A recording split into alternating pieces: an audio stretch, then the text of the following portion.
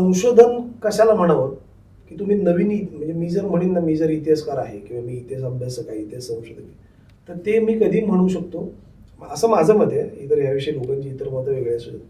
मी इतिहासाला काय देतोय नवीन? बरोबर. हा थॉट एक हो. होता डोक्यात, की मी नवीन भर टाकली पाहिजे ना इतिहासामध्ये.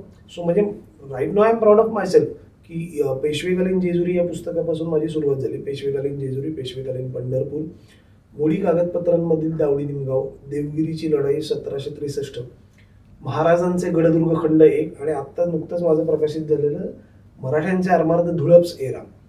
या 6 पुस्तकांमध्ये 90% जास्त जो मजकूर आहे तो अनपब्लिश्ड होता याच्या.